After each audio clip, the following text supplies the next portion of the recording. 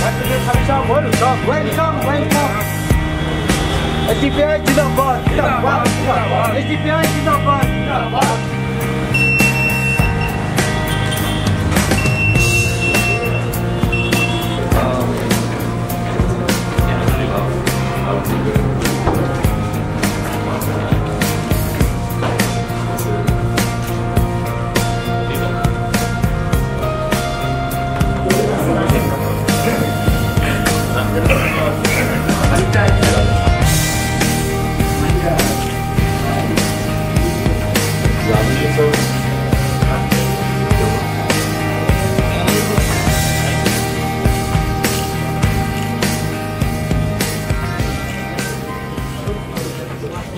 Good evening, नमस्कार, आदाब,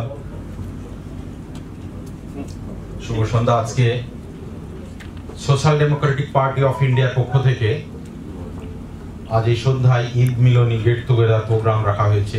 আপনাদের সকলকেই ধন্যবাদ, শুভেচ্ছা জানিয়ে আজকে আমাদের এই অনুষ্ঠান শুরু করছি। আজকের এই প্রোগ্রামে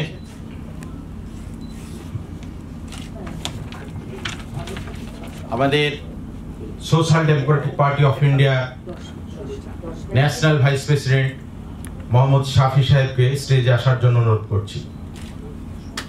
স্টেজে আসার জন্য অনুরোধ করা হচ্ছে।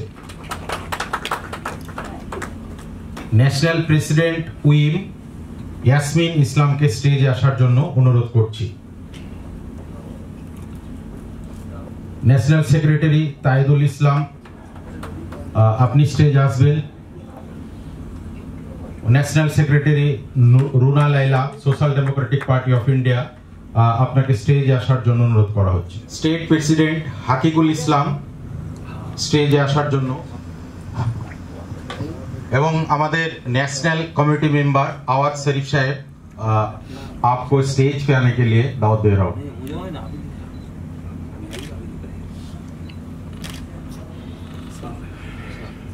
स्टेट सेक्रेटरी मासूदुल इस्लाम, सेक्रेटरी सबनम मुस्तारी, ट्रेजरर आफ्ताब आलम, एकेएम गोलाम मुर्तजा, मोहम्मद आसादुल्लाह, আব্দুল মান্নান সাহেব, আপনারা সকলেই স্টেজে। সম্মানিত সুধী, আসসালামু আলাইকুম ওয়া রাহমাতুল্লাহি ওয়া বারাকাতুহু।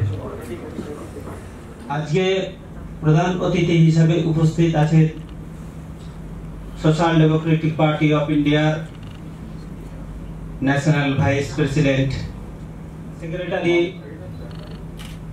তাইদুল ইসলামকে social Democratic Party of India রাজ্য কমিটির পক্ষ থেকে আন্তরিক শুভেচ্ছা ও ভালোবাসা। উপস্থিত ন্যাশনাল মোহাম্মদ ইয়া মহিউদ্দিন সাহেবকে রাজ্য শুভেচ্ছা ও স্বাগতম। উপস্থিত তাদেরকে জানাই আন্তরিক প্রীতি ও শুভেচ্ছা ও ওয়েলকাম। উপস্থিত এছাড়া আরো রাজ্য কমিটির সদস্যবৃন্দকে জানাই আন্তরিক শুভেচ্ছা ও অভিনন্দন। সামনে উপবিষ্ট সমস্ত উপস্থিতিদের জন্য আন্তরিক শুভেচ্ছা ও ভালোবাসা জানিয়ে আমি আমার বক্তব্য শেষ করলাম। আসসালামু আলাইকুম। প্রারম্ভিক ভাষণ দেওয়ার জন্য অনুরোধ জানাচ্ছি, আপনি আসুন এবং প্রারম্ভিক ভাষণ প্রদান করুন।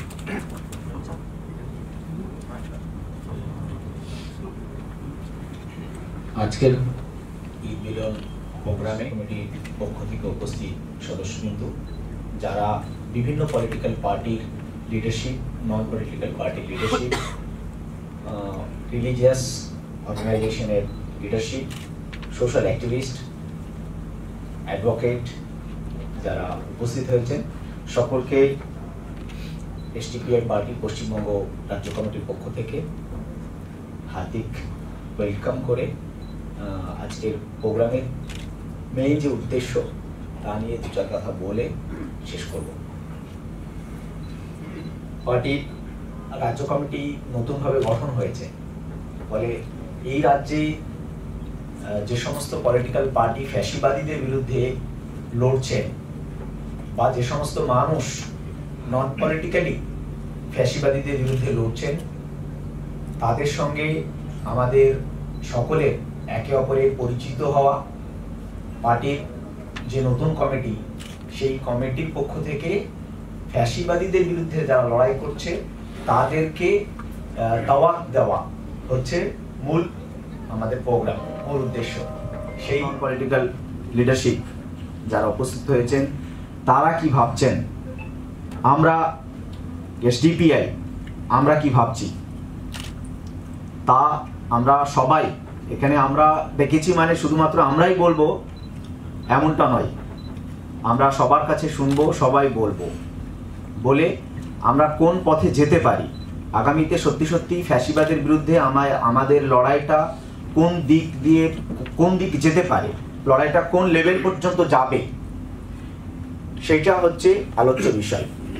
তখন প্রথম যখন পেশ হয় পার্লামেন্টে, বিরোধীদের বাধায় সেটাকে জেপিসিতে পাঠানো হয়, তারপর থেকে আমরা আমাদের পার্টির পক্ষ থেকে এই বিলের বিরুদ্ধে লড়াই করছি, আন্দোলন করছি। 2024-এর আগস্ট থেকে শুরু করেছি। অক্ফের জন্য সর্বভারতীয় কোনো নেতা যদি প্রথম অ্যারেস্ট হয়ে থাকেন, সেটা হচ্ছে আমাদের পার্টির national president mister MK Faizi. অক্ফ নিয়ে বিশেষ করে সাউথ ইন্ডিয়ার যে সমস্ত রাজ্য, সেগুলোতে তুমুল আন্দোলন, লড়াই, এখনো পর্যন্ত গোটা দেশব্যাপী 500-র উপরে এসডিপিআই পার্টির পক্ষ থেকে প্রোগ্রাম হয়েছে। তাতে ফ্যাসিবাদী শক্তি বলতে পারি এক ধরনের ভয় পেয়ে একটা পার্টির সর্বভারতীয় সভাপতিকে 2 বছর আগের কেসে অ্যারেস্ট করেছে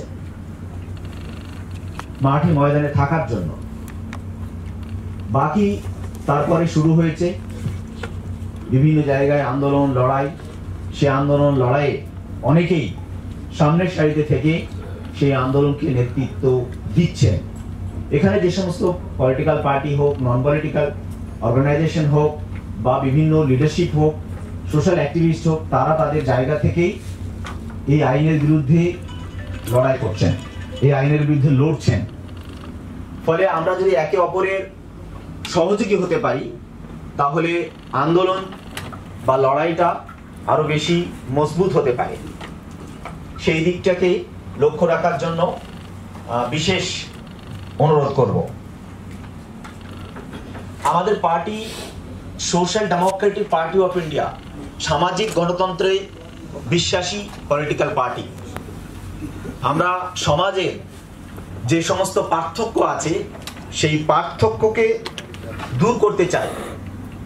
সে গরিব বড়লোকের পার্থক্য হোক, আর উঁচু জাত আর নিচু জাতের পার্থক্য হোক, এক কথায় সমাজে যত ধরনের পার্থক্য আছে সমস্ত পার্থক্যকে দূর করার জন্য হচ্ছে social Democratic party of India 2009 साल देश को आज़ाद कराने में, और बंगाल की उस सरजमीन पर मैं हूँ जहाँ पर जितनी भी तहरीकें हैं, और ख़ास तौर पर आज़ादी की जो तहरीकें हैं, और जब यहाँ आएँ और सुभाष चंद्र बोस को याद ना करें तो उनकी जो कुर्बानियाँ हैं उसका हक अदा नहीं कर सकते। तो जो सुभाष चंद्र बोस की सरजमीन पर, सिराजुद्दौला की सरजमीन पर, जिसने एक बहुत बड़ा चेंज हमारे देश में, हम जब देखते हैं आज उनकी जो कुर्बानियाँ हैं, जो हमारे बुजुर्ग जिन्होंने शहादतें दी देश को आज़ाद कराने के लिए, जेलों में गए, उनका एक आइडिया ऑफ इंडिया का एक ख्वाब था। तो हम किस तरह से ऐसे मौके जो हमको मिलते हैं, हम सब साथ मिलकर,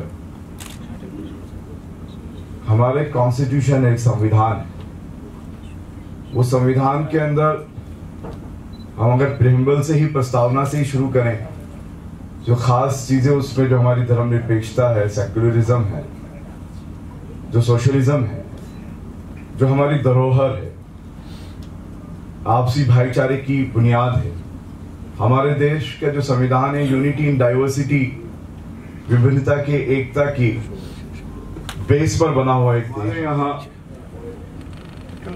जो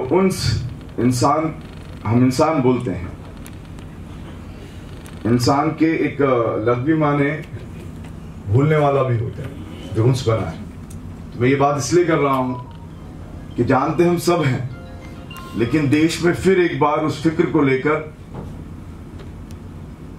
जो बाबा भीमराव अंबेडकर साहब की जो सोच, जवाहरलाल नेहरू की जो सोच, अबुल कलाम आजाद साहब की जो सोच, महात्मा गांधी जो हमारे राष्ट्रपिता हैं उनकी जो सोच, भगत सिंह की जो सोच देश के बारे में, वो क्या थी।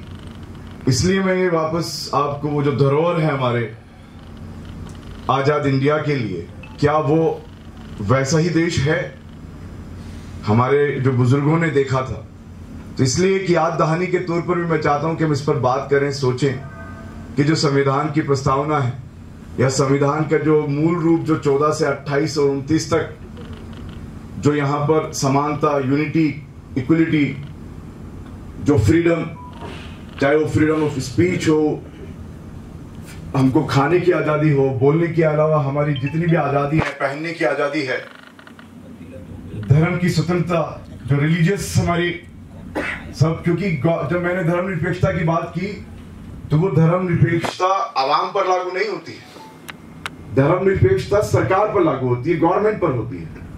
जो भी गवर्नमेंट ऑफ इंडिया होगी वो धर्मनिरपेक्ष होगी, जो तमाम यूनिटी एंड डाइवर्सिटी में जो यहाँ रहने वाले लोग हैं, अपने अपने धर्म पर, अपने अपनी जातियों पर वो लोग आजादी के साथ अपने अपने रिचुअल्स, अपने धर्म की पाबंदी कर सकें, उन्हें कोई किसी तरीके से आजादी पर रुकावट ना हो, उसके लिए सरकार होती है।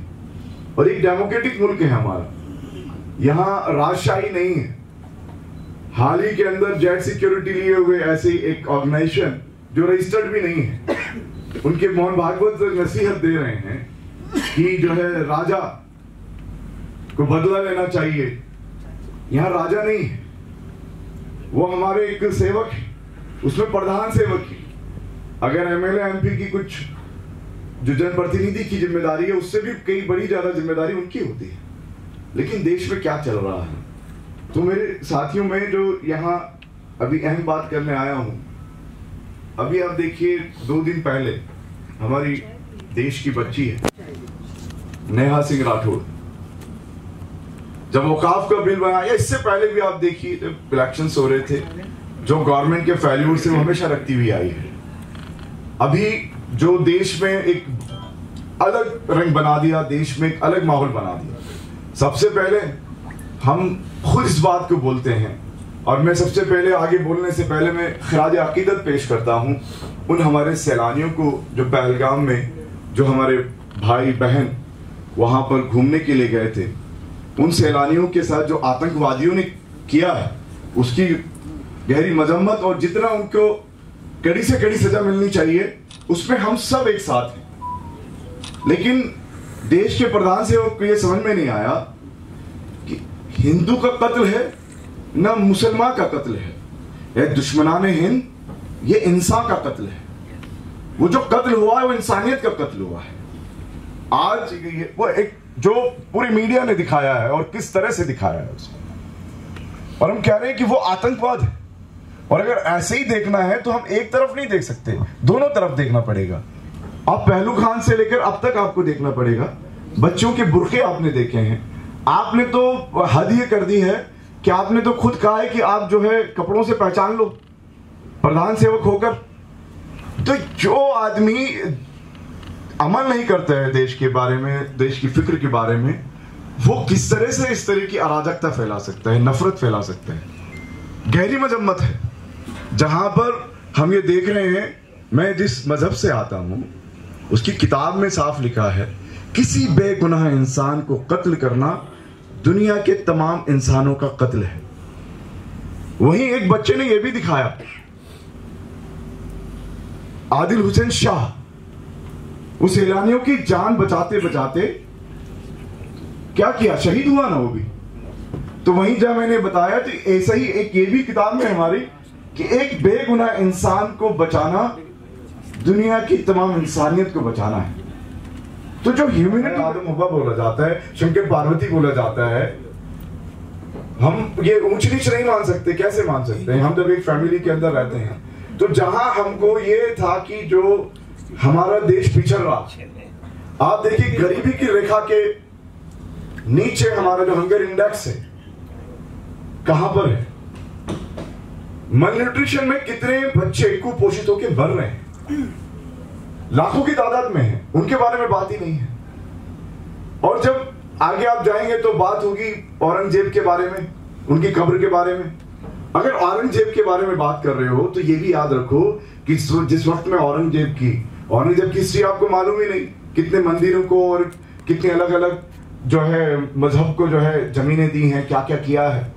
आप रूप कौन सा दिखाना चाह रहे हो? अगर आप अखंड भारत की बात करते तो औरंगजेब के वक्त में अखंड भारत था, और इकोनॉमी की बात करते हो तो उससे बड़ी जीडीपी कभी भी नहीं रही। जितने भी इकोनॉमिस्ट हैं वो जानते होंगे। तो जहां भी हमारी डॉक्टर विलियम्स की बात कर रहे हैं, वहां पर यहां पर हम कब्र के अंदर, जमीन के अंदर जा रहे हैं। तो ये जो सिचुएशन बनी हुई है कि लोगों की आजादी पर खतरा मंडरा गया है। मेरे एक फ्रेंड है एसी माइकल, हम साथ में काम करते हैं कभी कभी, अलग अलग संविधान सुरक्षा आंदोलन है या अलग अलग मूवमेंट्स में।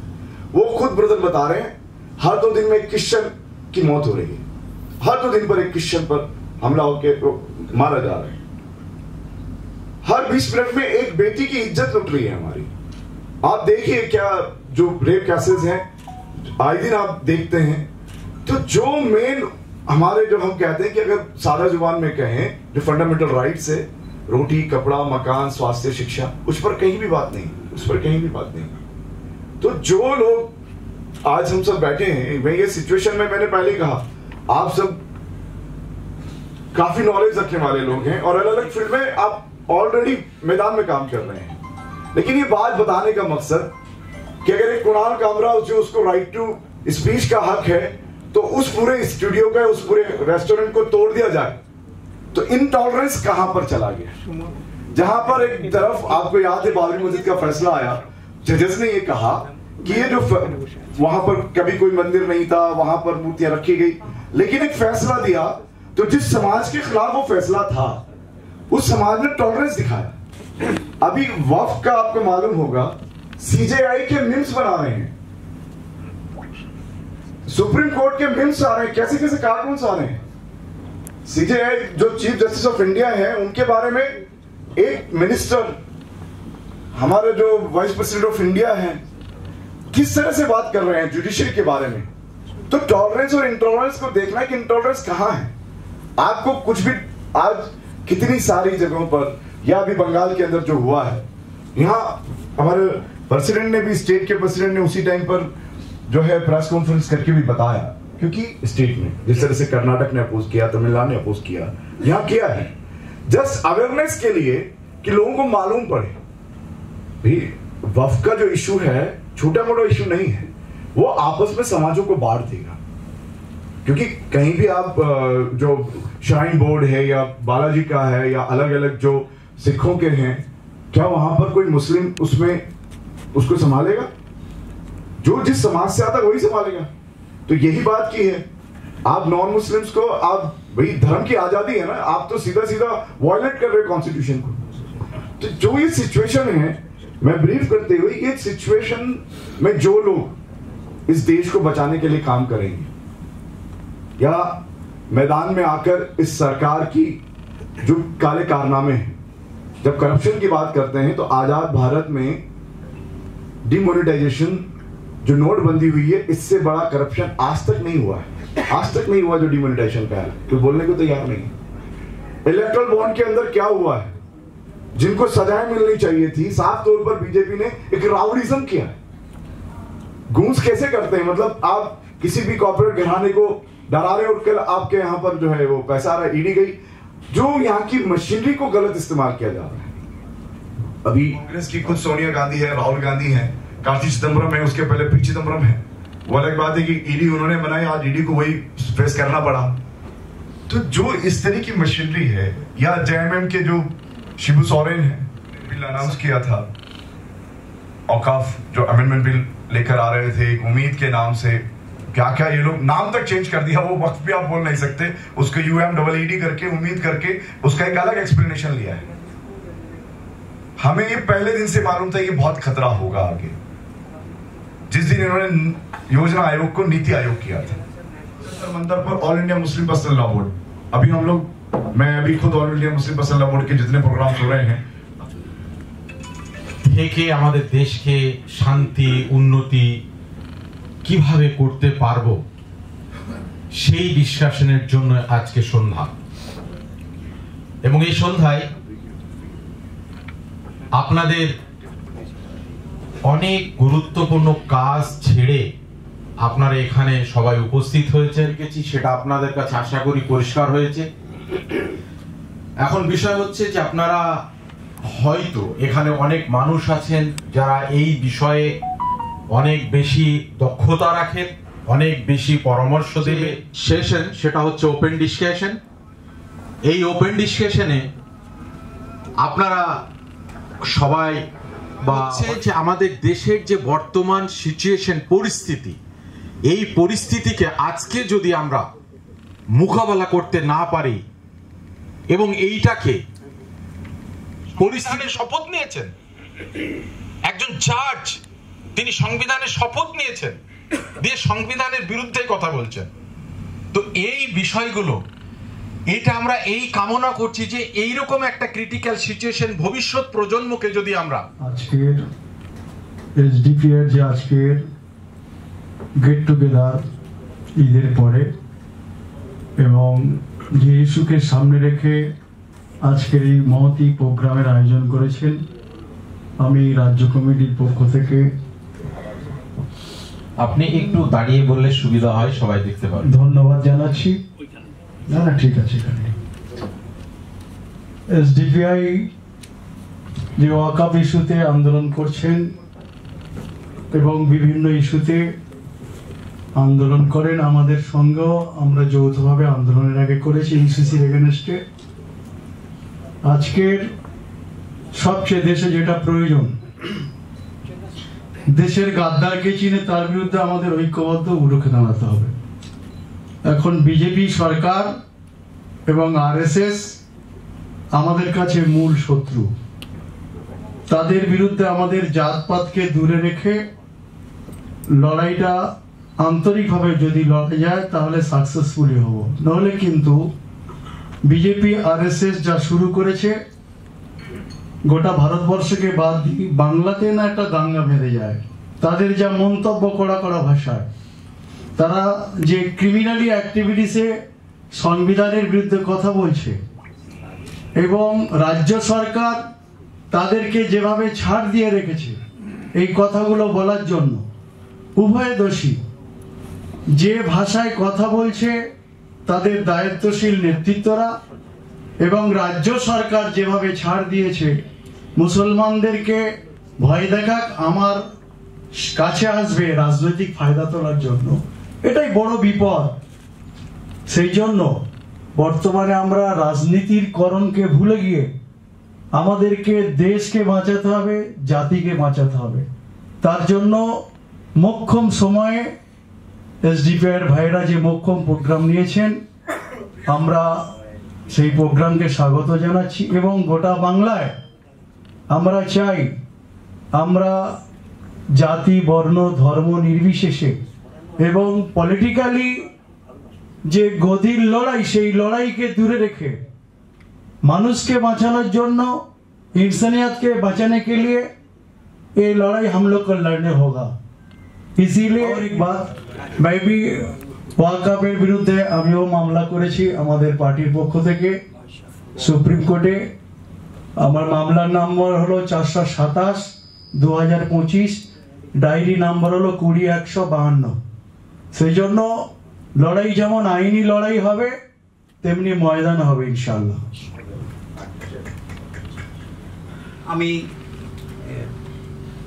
বলতে পারেন যে লেখক হিসেবে বলুন, বুদ্ধিজীবী হিসেবে বলুন, সমাজকর্মী হিসেবে বলুন, আমি কিছু বক্তব্য রাখবো আপনাদের সামনে, যেটা অলরেডি আমাদের যে অ্যাঙ্কার থেকে শুরু করে আমাদের অল ইন্ডিয়া যে leader, all India team leader এখন, যিনি সুন্দর বক্তব্য রাখলেন, এবং তারপর আমাদের মেহুল ভাই বক্তব্য রেখেছেন, সবাই মিলে আমি মনে করি যে আজকে এই আলোচনাটা খুব ফলপ্রসূ হবে। আমার যারা বলেছেন তাদের সঙ্গে একটুখানি তফাৎ রেখে আমি বলবো, তফাৎ মানে যেগুলো বলা হয়নি বা বলা হচ্ছে না, আর অনেকে বলবেন, নতুন নতুন কথা নিশ্চয়ই বলবেন, সেখানে আমরা দেখবো সেটা। তো আমার প্রথমে যেটা মনে হচ্ছে সেটা হচ্ছে এটা যে ফ্যাসিবাদ বিরোধী লড়াই করতে গিয়ে আমরা অবশ্যই যেন ভুলে না যাই যে আমাদেরকে যুদ্ধবাজ বিরোধী লড়াই করতে হবে। অর্থাৎ যুদ্ধবাজ, উগ্র জাতীয়তাবাদী, উগ্র দক্ষিণপন্থী, উগ্র হিন্দুত্ববাদী, এরকম একটা যে ফ্যাসিস্ট শক্তি, তার বিরুদ্ধে লড়তে হবে। আমি যুদ্ধবাজবাদ কেন বলছি না, যুদ্ধবাজ জিঙ্গুইস্ট, জঙ্গিবাদ, জঙ্গিবাদী রাষ্ট্র already has become a terrorist state. Terrorism of the কি দুটো দিক আছে, একটা হচ্ছে পুনরুজ্জীবনবাদ, প্রাচীনকে ফিরিয়ে আনো, আর দুই হচ্ছে একজনকে মানো। একজন হচ্ছে এখানকার ভগবান, দ্যাট ইজ নরেন্দ্র মোদী, এবং সেই দুটো মানলেই হবে। প্রাচীন যুগে ফিরে যাব, নরেন্দ্র মোদী ফিরিয়ে দেবেন সেই যুগ। কি যুগ? সিঙ্গাল। সংবিধানকে সরিয়ে দিয়েছেন, দিয়ে সেখানে সেঙ্গাল রেখেছেন। সেঙ্গাল হচ্ছে রাজতন্ত্রের প্রতীক।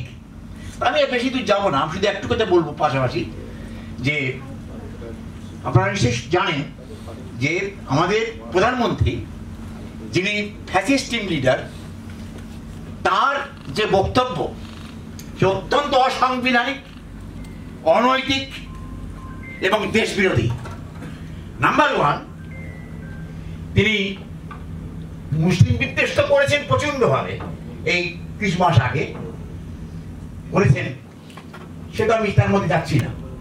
আমি যাচ্ছি রিসেন্ট যে বক্তব্য উনি রেখেছেন, যে সারা ভারতে রক্ত টকবক করে ফুটছে, এক নম্বর। দুই, যে এমন শিক্ষা দেব যাতে ওরা এগুলো কল্পনা করতে পারেনি, এমন শিক্ষা দেব। থার্ড হচ্ছে যে আমরা মানে মোদী সরকার সেনাবাহিনীর হাতে সমস্ত দায়িত্ব অর্পণ করে দিলাম। This is the fascism which the world has never seen before. কখনো দেখেনি এই ফ্যাসিবাদ, কখনো দেখেনি। যে হিটলারও তাই, হিটলার কিন্তু সেটাও হিটলারকে ছাড়িয়ে গেছে, অর্থাৎ হিটলার সেনাবাহিনীর প্রধান হয়ে কাজ করেছেন, কিন্তু এখানে সেনাবাহিনীকে পুরোপুরি দায়িত্ব দেওয়া হচ্ছে, মানে হচ্ছে একটা যুদ্ধবাদ, একটা রাষ্ট্রীয় যুদ্ধবাদী সরকার তৈরি হয়েছে। রাষ্ট্রীয় যুদ্ধবাদ সরকার, অ্যান্টি পাকিস্তানি বলছি শুধু না, অ্যান্টি হিউম্যানিজম। আমি সেকেন্ডে যেটা বলবো সেটা হচ্ছে যে আপনারা তো আপনার সঙ্গে একমত না হতে পারেন। এখন যেটা মানে ওই বলুন না, একটা সার্কের বলুন, সার্ক নিয়ে বলুন, যে সমস্ত ভিসা বাতিল হয়েছে ইত্যাদি ইত্যাদি, সবাইকে ছেড়ে যেতে বলা হয়েছে, এবং সেখানে দেখা যাচ্ছে এটা যে কাশ্মীর, আজকে কাশ্মীর কি, কাশ্মীরের যে সন্ত্রাসবাদ মানে রাষ্ট্রীয় সন্ত্রাসবাদ, সেইটা মাথাচাড়া দিচ্ছে, সেটাকে ঢেকে দিচ্ছে গদি মিডিয়া, এবং সঙ্গে সঙ্গে ওয়াকআপ যে আন্দোলন হচ্ছিল সেটাকে ঢেকে দিয়েছে গদি মিডিয়া এবং রাষ্ট্র, ফ্যাসিস্ট রাষ্ট্র। ঠিক আছে, দেবো তাদের দিয়ে, তারপরে বলবো যে ওদের বিরুদ্ধে আমাদের লড়াই, ওদের বিরুদ্ধে আমাদের লড়াই, ওদেরকে অমুক করো তমুক করো, এ দিয়ে হয় না। যেটা দরকার 2026 আপনারা সবাই এক জায়গায় হন, হয়ে আমাদের এখানেও যে ফ্যাসিবাদ চলছে তার বিরুদ্ধে লড়াই করুন, ওই গদিটা দখল করুন, লাল বিল্ডিংটা দখল করুন, তারপরে দেখবেন সবকিছু সাফাই হয়ে গেছে। আজ নরেন্দ্র মোদী করছে কেন? কারণ সে ওখানে প্রধানমন্ত্রী হয়ে আছে। নরেন্দ্র মোদী যদি প্রধানমন্ত্রী না হতো, ওর বাপ কেন ঠাকুর দাদারও ক্ষমতা ছিল না এই জাতীয় বিলগুলো নিয়ে আসা। অতএব আমি যেটা মনে করি যে আমরা যারা আছি এখানে, অনেক সংখ্যকই বেশি সংখ্যক মুসলিম আছেন। ওয়েস্ট বেঙ্গলের মুসলিমরা যদি এককভাবে দাঁড়ায় 42টা সিট পায়, কারো দরকার নেই, কোনো পার্টির পতাকা দরকার নেই, কারো তেল দেওয়ার দরকার নেই, কারো দলদাস হওয়ার দরকার নেই, শুধু মুসলিমরা 42টা সিট পায়। আমি এসসি কমিউনিটির লোক, এসসি এবং এসটি যদি হয় তাহলে সেখানে 82টা সিট আমাদের সংরক্ষিত। আপনি ভাবুন 82 আর যদি 42 হয় তাহলে 124 হয়। 124 যদি আমরা পাই, কার ক্ষমতা আছে ওই লাল বিল্ডিং দখলটা? কোন একক পার্টি পারবে? পারবে না, আমাদেরকে নিতে হবে। এটা হচ্ছে বাস্তব। আমরা এটা করব না, শুধু লড়াই করব। লড়াই করুন, সকলের জন্য আমরা আছি, এসডিপিআই এর সাথে আছি। কিন্তু আমার বক্তব্য খুব পরিষ্কার, 26-এ লড়াই করুন। সকলকে ধন্যবাদ। দিয়েছে আক্রমণটা শুধু মুসলিমদের ওপর নয়, যারাই গণতান্ত্রিক কথাবার্তা বলছেন তাদের উপরই আক্রমণ হচ্ছে। নেহা সিং রাঠোরের কথা এখানে বললেন, তার উপরও কীরকম আক্রমণ করার চেষ্টা করছে দেখছেন। তিনি খুব ব্যালেন্সড ওয়েতে বক্তব্য রেখেছেন। তা সত্ত্বেও যে কথাটা বলতে চাইছি সেটা হচ্ছে, এই ভারতবর্ষ যে ভারতবর্ষের জন্য এদেশে স্বাধীনতা আন্দোলনের সময় বা নবজাগরণের সময় যে মনীষীদের লড়াই এবং গণতান্ত্রিক ধ্যান ধারণা যেটা যতদূর অব্দি গড়ে উঠেছিল 1947 সাল থেকে শুরু করে আজকে 77 বছর পর, সেই গণতান্ত্রিক ধ্যান ধারণা গেল। অর্থাৎ গণতান্ত্রিক ধ্যান ধারণাটা যেভাবেই হোক না কেন একটু একটু করে ক্ষয় হয়েছে। আজকে আমরা বলবো আর গণতান্ত্রিক ধ্যান ধারণা মানুষের মধ্যে এসে যাবে তা নয়। সেই জন্য মূল যে জায়গাটা, গণতান্ত্রিক ধ্যান ধারণা না থাকলে গণতন্ত্র ধারণ করবে কে? গণতন্ত্রকে ধারণ করবে সেই ধারণাটা মানুষের মস্তিষ্ক, সেই জায়গাকে বিষাক্ত করে দেওয়া হচ্ছে, 1 নম্বর। 2 নম্বর হচ্ছে যে আমরা আজকে দেখতে পাচ্ছি হিন্দুত্ববাদী যারা, তারা কি আস্ফালন করছেন। কোনো গণতন্ত্রের ধ্যান ধারণা তাদের থাকার কথাও নয়, সাভারকারেরও ছিল না, গোলওয়ালকারেরও ছিল না, এদের থাকবে না, থাকার কথা নয়। এদের কাছ থেকে এসব আশা করা যায় না। ফলে এটা তো একটা বিরাট বিপদ। কিন্তু এরকম একটা যখন বিপদ আসছে, ওয়াকফ নিয়ে আমি যে কথাটা বলতে চাইছি সেটা হচ্ছে, মোদী সরকার ওয়াকফ নিয়ে কি আন্দোলন হচ্ছে শুনবে না, এটা হচ্ছে তাদের উদ্দেশ্য। কেন শুনবে না? শুনবে না এই জন্যই, শোনার তাদের দরকার বলে মনে করছে না। মুসলিম সমাজ আন্দোলন করবে, করুক না, তারপরে কি হবে? উত্তেজিত হবে, উত্তেজিত হয়ে পাল্টা কিছু করতে চাইবে। এইটাই বিজেপি চাইছে। ফলে সেইটাকে হাতিয়ার করে দেখো মুসলিমরা কি করছে। মুর্শিদাবাদে 2 জন হিন্দুকে বাড়িতে কেটে ফেলেছে, এই যে বলছে। এবং এর দ্বারা যে একটা আন্দোলনের পরিবেশ, সেটা কিভাবে ক্ষতিগ্রস্ত করেছে। ফলে হিন্দু হোক, মুসলিম হন, অন্য যে কোনো কমিউনিটির হন, আদিবাসী বা দলিত যেই হোক না কেন, প্রত্যেকে যদি আমরা মনে করি যে দলিতরা দলিতদের স্বার্থ রক্ষা করবো, মুসলিমরা মুসলিমদের স্বার্থ রক্ষা করবো, হিন্দুরা হিন্দুদের স্বার্থ রক্ষা করবো, স্বার্থ রক্ষা করতে পারবো না। মোদী সরকার তো সবচেয়ে ক্ষতি করছে হিন্দুদের। কিভাবে প্রতারিত করছে আপনারা দেখতে পাচ্ছেন। যে প্রতারিত করছে, ফলে এই জায়গাটা যদি হিন্দুরা না বোঝে, বুঝবে না। কারণ বুঝবার জন্য যে মস্তিষ্কের যে জায়গাটা, যে চিন্তা ভাবনা দরকার, সেটাকে ধ্বংস করে দিয়েছে। ফ্যাসিজম এটাই চায়।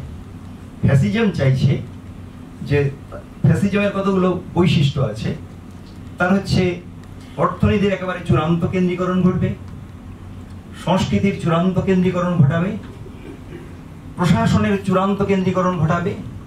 সেই জিনিসগুলো অলরেডি বিজেপি ক্ষমতায় আসার আগে একটা প্রক্রিয়ায় ধীরে ধীরে এসেছে। এবং ফ্যাসিজম, আজকে নরেন্দ্র মোদী যদি না থাকতেন, অন্য কেউ এসে জায়গাটা দখল করত।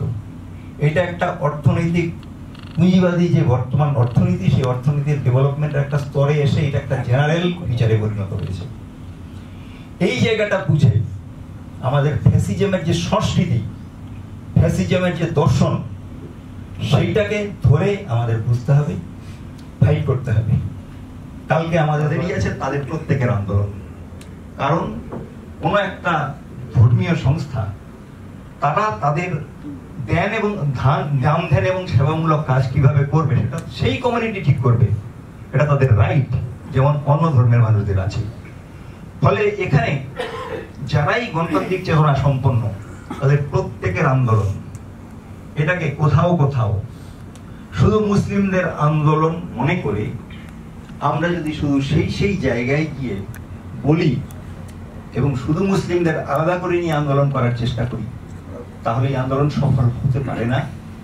এবং এটাই চায়, আমরা সিএ এর ক্ষেত্রেও তাই দেখেছি যে মুসলিমদের আলাদা করে দিয়ে তোমরা আন্দোলন করো, তারপরে একটা কিছু হোক, আমরা শুনবো না, এই জায়গাটা করতে চাইছে। ফলে এই জায়গাটা ধরে নিয়ে আমাদের সমস্ত বিষয়গুলো ঠিক করা দরকার। এবং আপনারা আজকে এইরকম একটা সন্ধ্যার আয়োজন করেছেন, সেই জন্য আবার ধন্যবাদ জানিয়ে শেষ করছি। আমি মৃদুল দাস, এসইউসিআই দলের। আজকের ভারতের যে পরিস্থিতি, তাতে ওই বগলে ইট রেখে কথা বলা, কাজ করা এই সময় এখন নেই। একটা সরকার কিছু ভুলে একেবারে অন পয়েন্ট প্রোগ্রাম এই পার্টিকে ক্ষমতা থেকে নামাতে হবে, এবং সেইটা করতে গিয়ে এসডিপিআই সংগঠন যদি ভাবে আমার কতটুকু লাভ হচ্ছে, লোকসান হচ্ছে, সব দলের কথা বলছে, শুধু এসডিপিআই না, তাহলে এই লড়াইয়ে জেতা যাবে না। এবং সেটাই হচ্ছে। না হলে এই যে গত নির্বাচন গেল, এই নির্বাচনে বিজেপির ক্ষমতায় থাকার কথা ছিল না। ক্ষতি 90% হয়ে গেছে। যারা মানুষের সাথে আমরা মিশি, তারা বুঝে গেছি যে মানুষের মন মানসিকতা কিভাবে বিষিয়ে গেছে। ডেমোক্রেসির যে কথা বলছি, এগুলো তো মুখে মুখে বললে হবে না। আমরা প্রায় প্রত্যেকেই ব্যক্তিগতভাবে হলেও, পরিবারে, সমাজে, হিন্দু মুসলমান এই বিভাজনে আমরা যারা বলি ধর্মনিরপেক্ষ মানুষ, কতটা ধর্মনিরপেক্ষ, কতদূর ধর্মনিরপেক্ষ আছি, সেটা নিয়ে যথেষ্ট সন্দেহ আছে। এখন এই জায়গা থেকে উত্তরণের ওই একটাই পথ আছে। ওয়াকফ নিয়ে লড়াই হচ্ছে, লড়াই হওয়া দরকার। আমিও আছি এই লড়াইয়ে, যেখানে যতটুকু পারছি ততটুকু করছি। কিন্তু তার মাত্র 4-5 দিন আগে ওই পার্লামেন্ট আরেকটা আইন তৈরি করেছে, যার নাম হলো the immigration and foreigners act 2025, যেটাতে গণতন্ত্রের লেশ মাত্র নেই আইনের মধ্যে। আমাকে এসে কলার চেপে ধরে হেড কনস্টেবল এবং তার উপরে কোনো অফিসার বলবে তুমি বিদেশি, ধরে নিয়ে গারুতে পুরে দেবে। আমাকে প্রমাণ করতে হবে যে আমি ভারতীয়। নিরীহ মানুষকে ধরে নিয়ে গেল, তার বিরুদ্ধে কোনো ব্যবস্থা নেওয়া যাবে না, পরিষ্কার বলে দিয়েছে আইনে। যে কাউকে যে কোনো সময় ধরতে পারে। আমরা উদ্বাস্তু আন্দোলন করি, আমরা বিষয়টা বুঝতে পারছি, আমরা বাংলাদেশ থেকে এসেছি। কিন্তু তাহেদুল ভাইয়ের কলার ধরলে তাহেদুল ভাই কি করবে? ঢুকতে তো সেখানে হবে, এবং এটা হবে। তার সব ব্যবস্থা এরা করছে, তাই নিয়ে কথা নেই। এই আইনে একটা কথা নেই কোথাও। কেন? 2003 সালে বলল যে কেউ ভারতে এসেছে বিনা পাসপোর্টে সে অনুপ্রবেশকারী, সে ভারতের নাগরিকত্ব পাবে না। পূর্ব পাকিস্তান, আমি পাকিস্তান ভাগ, পূর্ব পাকিস্তান, বাংলাদেশ 99% মানুষ এসছেন উইদাউট পাসপোর্টে। তাদের সবাইকে অনুপ্রবেশকারী বলে আইন তৈরি হলো। একটা লোক একটা কথা বললো না। 20 বছর ধরে লড়াই করলাম, কোন পার্টি তার পাশে দাঁড়িয়ে একটা কথা, একটা শব্দ উচ্চারণ করেনি। লড়াইটা ঐক্যবদ্ধভাবে করতে হবে বললে কি হয়? ওয়াকফ এই আইন সংবিধানের কতগুলো মৌলিক অধ্যায়ের 26 নম্বর অন্যান্য ধারাগুলো লঙ্ঘন করেছে। আন্দোলন হয় না, কিন্তু সেটা নিয়ে কোনো কথা নেই। আমি মুসলিম পার্সোনাল ল বোর্ড একটা মিটিং করেছিল ওখানে, ওই যে একাডেমি অফ ফাইন্যান্সে আমি কথাগুলো বলেছিলাম, শুনলেন সবাই, আগ্রহ দেখলাম। কিন্তু আন্দোলনের সময় দাবি সনদের মধ্যে তার একটা লাইন যুক্ত হবে না। কি করে যৌথ আন্দোলন হয়? ফলে বিষয়গুলো আর একটু গভীরভাবে ভাবতে হবে। আর শুধু এখানে না, নিজের জীবনে পরিবারে আমি বর্ণ নিয়ে আমার এনার্জি আছে, উচ্চ বর্ণ নিম্ন বর্ণ মেনে চলবো, डेमोक्रेसी को जो हिंदी है आप समझने का कष्ट करिए। मैं एक पार्टी में बिलोंग करता हूँ, जनता दल यूनाइटेड। सर नाम थोड़ा बताए तो अच्छा है। मैं प्रदेश अध्यक्ष हूँ नीतीश कुमार। अमिताभ दत्त, मैं अमिताभ दत्त। इत्तेफाक से आपने हमें बुलाया है, उस पार्टी के एक मेंबर को जो सत्ता में बीजेपी के साथ है और एक प्रदेश में बीजेपी के साथ सत्ता शेयर कर रहे हैं। एसडीपीआई को धन्यवाद। तहिदुल साहब, आपका आभारी हूँ। बहुत साल हम लोग एक साथ काम किए हैं। हमारे साथ पीडीएस के नेता है सुमित कुंड जी आए हैं, अनुराधा जी आए हैं, इनका भी बात सबको सुनना चाहिए। मैं 2-3 मिनट से ज्यादा नहीं रहना चाहता हूं, शायद ज्यादा बात हम सुन रहे थे। ये फैसिज्म शायद जो डेफिनेशन है आप लोग देख लीजिए, ये थोड़ा इससे ज्यादा है। दादा अपनी समय तो पेते होबे, सुनिए ना, जो ज्यादा है, जो ऑथोरिटेरिज्म तो है, अल्टरनेशनलिज्म, मिलिटराइजेशन, सप्रेशन ऑफ ऑपोजिशन, जो डेफिनेशन दिया है इसके साथ और एक चीज जुड़ गया है, रिलीजियस फैनेटिसिज्म, कम्युनलिज्म। हिटलर में नहीं था, वो अलग बात था। मुसोलिनी में नहीं था, वो अलग बात था। अगर कोई नेशन पागल हो जाता है, आदमी का बीमारी है, बीमारी का इलाज होता है। इंसान पागल हो गया है तो पागलपन जब तक नहीं होगा तो बाकी बीमारी का क्या इलाज करेगी आप? नहीं, तकलीफ ये बात है। मैं सुकृति बाबू आपके साथ मैं सहमत नहीं हूं, बिल्कुल सहमत नहीं हूं। आप पॉलिटिकल पार्टी का बात किया, मैं पॉलिटिकल पार्टी में बिलोंग करता हूं। हमारा पार्टी है साथ में, और मैं स्टेट यूनिट में हूं, इसका मतलब मैं आजाद नहीं हूं। मैं तो नेशनल पार्टी का यूनिट हूं। मैं पार्टी के बात नहीं कर रहा हूं, पार्टी का दिल की बात आपके सामने रखना चाहता हूं, जो मेरा अपनी बात है। मैं one of the founder members of JDU, one of the founder member, जो सिग्नेटरी के। देखिए, टीके रहना है साहब, टीके रहना है। आप फैनेटिक के साथ जितना फैनेटिज्म करेंगे तो फायदा उसका होगा, क्योंकि उसका ताकत ज्यादा है। आप कहेंगे दुनिया के हिंदू एक हो जाओ, कहेंगे दुनिया का मुसलमान एक हो जाओ, नहीं होगा। तो चाहते हैं ये। दूसरी बात मैं कहना चाहता हूं, आइडिया ऑफ इंडिया साहब आपने बोले हैं, ये तो बंगाल का धरती से आया है। New nationalism, Indian nationalism, Subhash Bose का बात की है, सुभाष बोस नहीं। 200 साल से राजा राममोहन राय से स्वामी विवेकानंद तक ये आइडिया ऑफ इंडिया का चर्चा हुआ जब इंडिया बना है।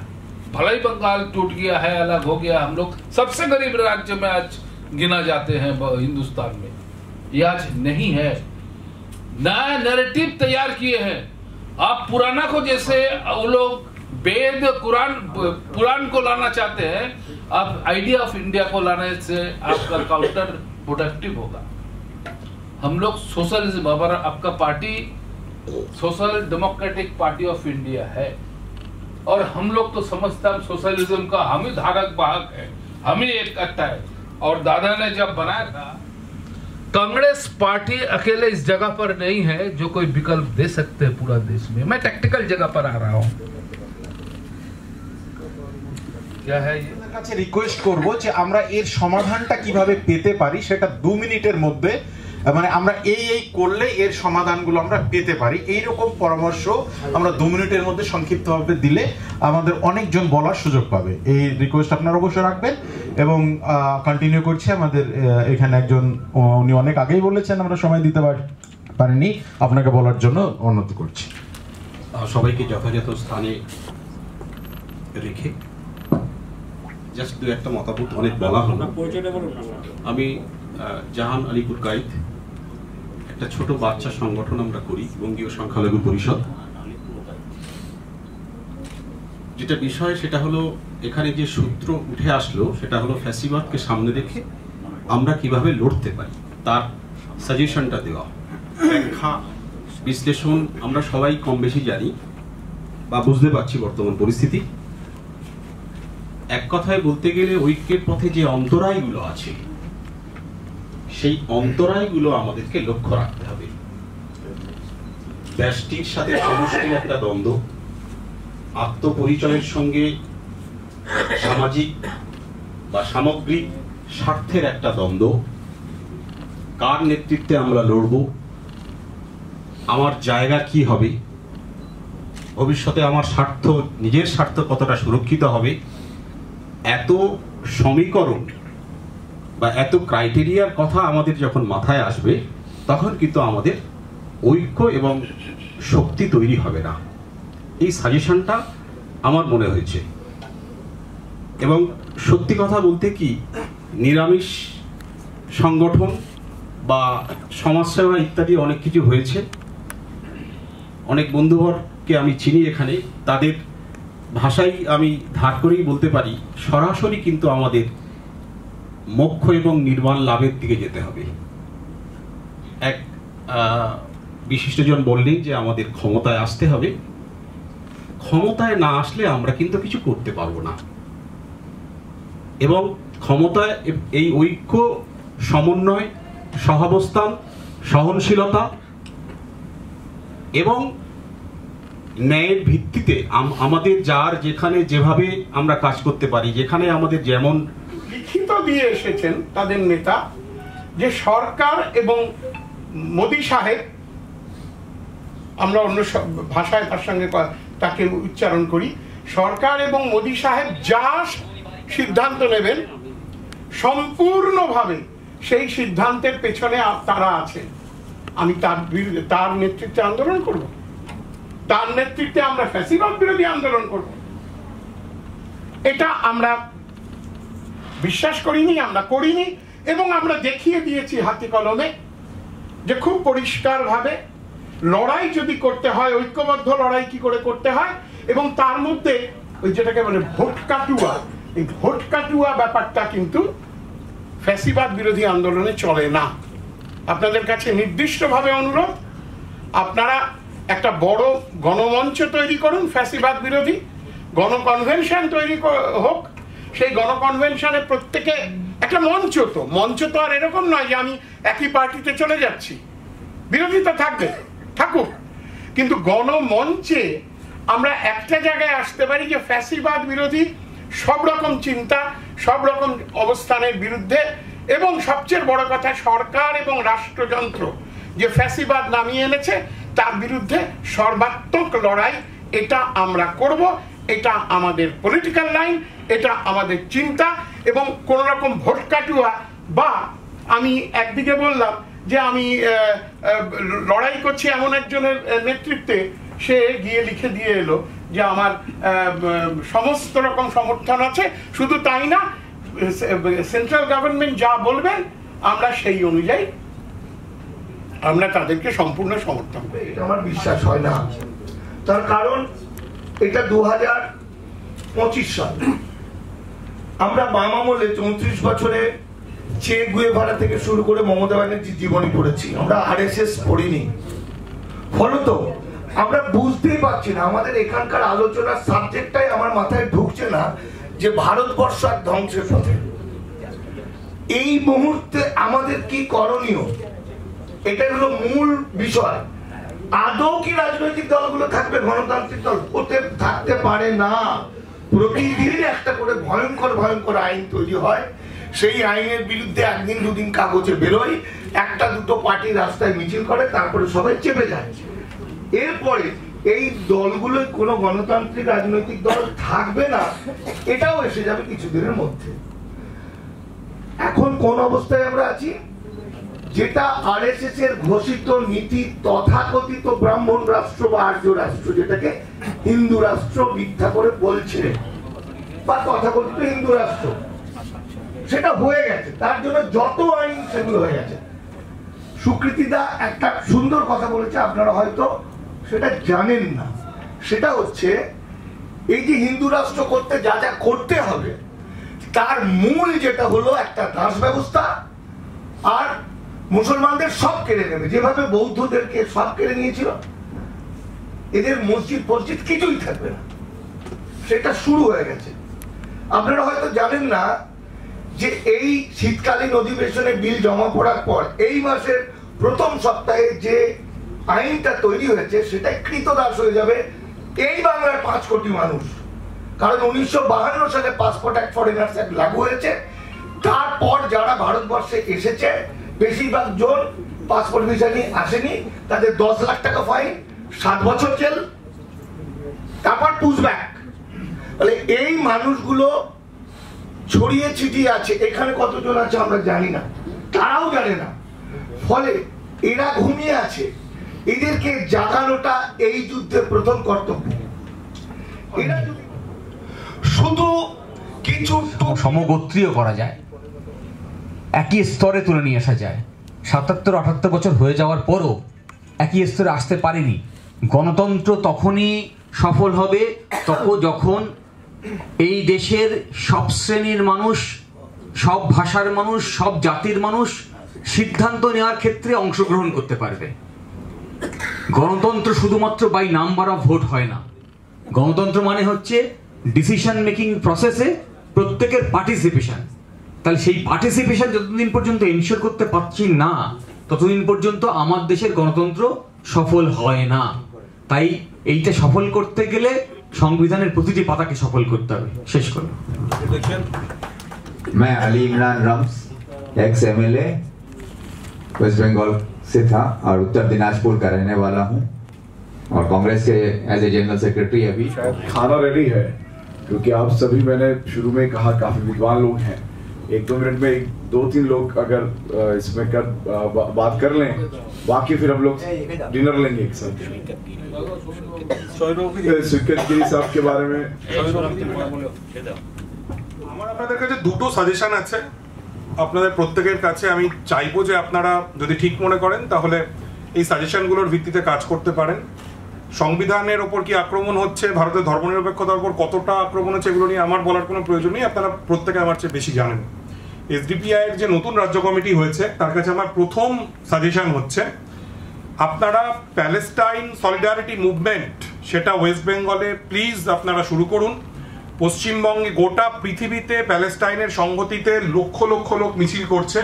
আগামীকাল লন্ডনে 11 লক্ষ 12 লক্ষ লোক মিছিল করবে।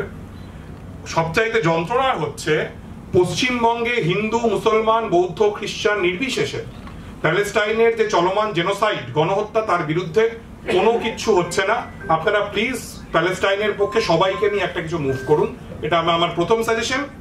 আর আমার দ্বিতীয় সাজেশন হচ্ছে ধর্মনিরপেক্ষতা, গণতন্ত্র, সংবিধান বাঁচানোর জন্য, আমাদের যে সেকুলারিজম রক্ষা করবার জন্য আপনারা প্লিজ মাস কমিটি তৈরি করুন। শুধু এসডিপিআই এর পক্ষে নয়, এখানে যত রাজনৈতিক দল আছেন যারা আসতে পারেননি, রাজনৈতিক দলের মানুষজন, তা আপনারা এলাকায় এলাকায় গণকমিটি তৈরি করুন।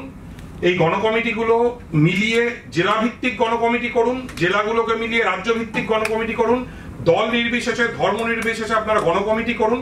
সমস্ত রাজনৈতিক দল তার মধ্যে থাকুক, আমরা যারা রাজনৈতিক করি না তারা থাকি, আমরা কথাবার্তা বলি এবং আমরা ঐক্যবদ্ধভাবে যাতে এই ধর্মনিরপেক্ষতার পক্ষে লড়াই করতে পারি। আপনারা প্লিজ, এই দুটো হচ্ছে আপনাদের কাছে আমার সাজেশন। Thank you. আমার সামনে যিনি বক্তব্যটা দিয়েছেন, সমস্ত কিছু শোনার পর শুধু একটাই আপিল করছি সবার কাছে, save the constitution, save the nation, এই স্লোগানের ভিত্তিতে একটা কমিটি তৈরি করে state wise, district wise, block wise সবাই মিলে এট এ টাইম এটাকে কন্টিনিউড ফ্লো রাখা হোক। তাহলে কি হবে, সংবিধান বেঁচে গেলে আমাদের বাকি সংবিধানের মৌলিক অধিকারগুলি, সেকুলারিজমটাও বেঁচে যাবে। না হলে ময়ূক রঞ্জন ঘোষ ওরফে মূর্খ রঞ্জন ঘোষ বলবে সংবিধান থেকে ধর্ম নিরপেক্ষতা, সেকুলারিজম কেটে দাও। আর যদি কনস্টিটিউশন না থাকে তাহলে ভারত থাকবে না। কয়েকদিন আগেরই খবর, তামিলনাড়ুর মুখ্যমন্ত্রী স্ট্যালিন একজন রিটায়ার্ড বিচারপতিকে নিয়ে একটা কমিটি তৈরি করেছেন তামিলনাড়ুর স্বায়ত্ত শাসন করা যায় কিনা ভারতের বাইরে থেকে, সেইটার জন্য বিচার পর্যালোচনা করে 3 মাসের মধ্যে রিপোর্ট দেয়। সবাই নিজেদের মতন করে বলেছেন। প্রথমত যেটা বিষয়, এই ফ্যাসিজমের বিরুদ্ধে লড়াই বা কেন্দ্রের বিজেপি সরকারের বিরুদ্ধে লড়াইয়ের ক্ষেত্রে দুটো রাস্তা হতে পারে। এক, রাজনৈতিক লড়াই, দুই হচ্ছে ইডিওলজিক্যাল লড়াই। আমরা মনে করি যে এই লড়াইটা লড়তে গেলে জাত পাত ধর্ম বর্ণের পরিচয় সরিয়ে রেখে, অনেক আলোচকের সময় বারে বারে কিছু ধর্মীয় পরিচয় সামনে আনছিলেন। এটাই বিজেপি আরএসএস চায়। স্বাভাবিকভাবে বিজেপিকে কাউন্টার করতে গেলে সংবিধানকে, অনেক বক্তা বলেছেন, আমি তাদের কথা রিপিট করছি না, সংবিধানকে সামনে রেখে জাতপাত দূরে সরিয়ে আমাদের ক্লাস স্ট্রাগল বা শ্রেণীগত চরিত্রে, আমি যে মতাদর্শে বিশ্বাস করি, শ্রেণীগত চরিত্রে সমাজকে বিশ্লেষণ করা, মানুষকে আসলে খেটে খাওয়া মেহনতি মধ্যবিত্ত মানুষ, এই মানুষকে হিন্দু মুসলমানে ভাগ করাটা বিজেপির এজেন্ডা, আরএসএস এর এজেন্ডা। সেটা কখনো ওয়াকআউট হতে পারে, কখনো এনআরসি হতে পারে, কখনো সিএ হতে পারে। এইটার মাঝখানে দাঁড়িয়ে আমরা এই সমস্তটাকে দূরে সরিয়ে আমরা যদি সংবিধানকে সামনে রেখে শ্রেণী চরিত্রের ভিত্তিতে গোটা ভারতবর্ষের মানুষকে এক জায়গায় আনতে পারি, তবে এই লড়াইটা লড়া যাবে। আর দ্বিতীয় যে বক্তব্য আমার, সেটা হচ্ছে নির্বাচনী লড়াইয়ের ক্ষেত্রে বিভিন্ন ক্ষেত্রে বিভিন্ন বক্তব্য সামনে এসছে। আমার বক্তব্য এখানে নির্দিষ্ট, আমি যে দল করি আমাদের নির্দিষ্ট গ্লোরিয়াস হিস্ট্রি রয়েছে নিজেদের স্যাক্রিফাইসের, কোনো রিজার্ভেশন নয়, নিজের মধ্যে রিজার্ভেশন নয়, ক্ষমতা কেন্দ্রিক ভাবনা চিন্তা নয়। নির্বাচনের ক্ষেত্রে আমাদের ইউনিটিটাকেই আরো বেশি করে জোরদার করা, এই দীর্ঘমেয়াদী আন্দোলনের পরিকল্পনার মধ্যে দিয়ে তবে গিয়ে সফলতা আসবে। হুট করে কোনো কিছু হবে না। আজকে বিজেপির ক্ষমতায় টিকে থাকার একটাই ক্রেডিট বিরোধীদের, মোদি বা বিজেপি বা আরএসএস এর ক্রেডিট নয়। বিজেপি আরএসএস সফল হয়েছে আমাদের মগজ, আমাদের ইকোনমি অর্থনৈতিক ব্যবস্থা, আমাদের কালচার, আমাদের জীবনযাপনের যে ধারণের যে চারিদিকে উপাদান, সেগুলো সবটাকে করায়ত্ত করতে। তার কখনো হাতিয়ার ময়ূররঞ্জন ঘোষ হতে পারে, কখনো হর হর মোদি স্লোগান হতে পারে, কখনো মিডিয়া হতে পারে, কখনো ইকোনমিক্যালি কোনো স্ট্রাইক হতে পারে, ডিমনিটাইজেশন হতে পারে, কখনো কালচারালি আমার আপনার পাড়ার মধ্যে ছোট্ট ছোট্ট অনুষ্ঠানের মধ্য দিয়ে আমাদের মগজকে ওয়াশ করা হতে পারে। স্বাভাবিকভাবে একদিকে আমাদের যেমন গণকনভেনশন করে সবাইকে যুক্ত করে এই মুভমেন্টটাকে সামনে আনা জরুরি, তেমনি কালচারালি ইকোনমিক্যালি বিজেপির পলিসির বিরোধিতায় আমাদের সবাইকে এক ঐক্যবদ্ধ হয়ে কিছু কিছু কর্মসূচি নেওয়া জরুরি। এই কঠিন সময়ে যারা আমাদের পাশে থাকলেন 14 সাল থেকে 26 সাল, চিনে নিতে হবে আসল বন্ধুকে আসল শত্রুকে। নকল বন্ধু দিয়ে যুদ্ধ জেতা যায় না। এনআরসির সময় আমরা বহু নকল বন্ধুকে দেখেছি যারা বিজেপি বিরোধিতার অভিনয় করেছে, আবার ওয়াকআপের সময় বহু নকল বন্ধু দেখেছি যারা আসলে নকল বিজেপি বিরোধিতার অভিনয় করে আলটিমেটলি বিরোধীদের ঐক্য, বিরোধী মানে আমি শুধু রাজনৈতিক দলের কথা বলছি না, আলটিমেট বিজেপি বিরোধী যে জনমানস, জনগণের রায়, যেটা বৃহৎ কিন্তু এখনো ভারতবর্ষের মাটিতে, তার সঙ্গে বেইমানি যারা করেছে তাদেরকে যদি আপনারা এখন থেকে চিহ্নিত না করতে পারেন, তাহলে ইডিওলজিক্যাল লড়াই আর পলিটিক্যাল লড়াই, দুটো লড়াই কিন্তু বৃথা হয়ে যাবে।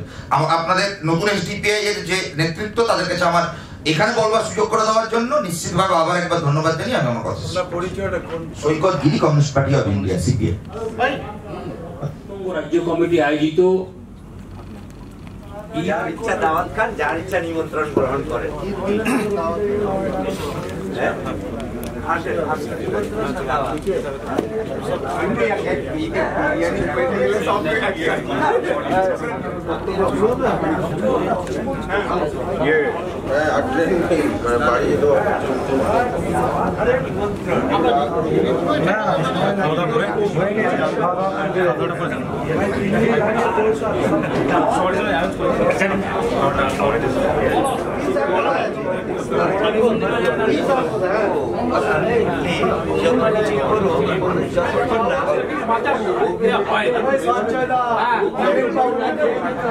আবার কি নিচে তো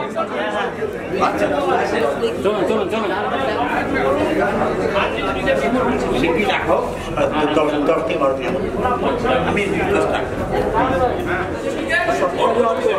এই পাশেরটা, আর এটা ইলেকট্রিক বলতে হবে আপাশে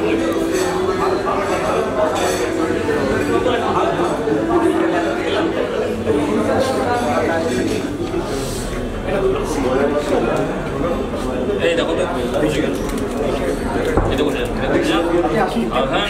আলোচনা হয়েছে যে আমাদের যে হচ্ছিল সেটা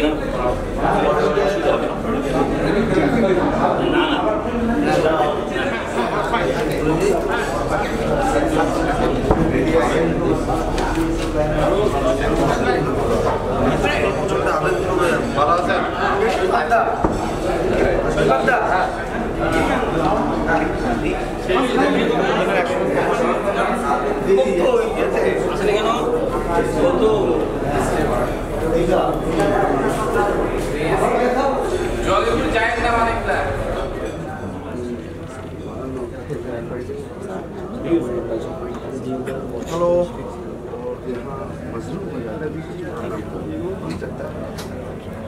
फैक्ट फैक्टिंग को कम करते हैं। हाँ, फैक्ट फैक्टिंग को कम कर रहे हैं। उसमें आप लोग एक अच्छा कॉलिब्रेट करके उसको एज ए पीसी करके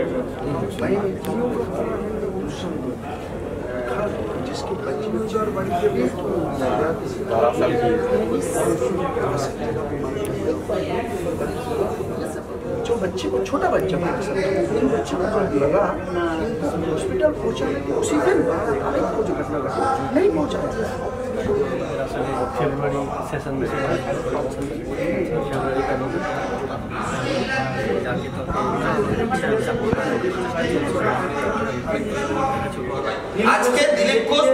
আজকে দিলীপ ঘোষ মমতা বন্দ্যোপাধ্যায় অভিষেক বন্দ্যোপাধ্যায় শুভেন্দু অধিকারী এরা সব ছোট ছোট মাস্টার ভাই চাকরি চুরি লুট দুর্নীতি করেছে।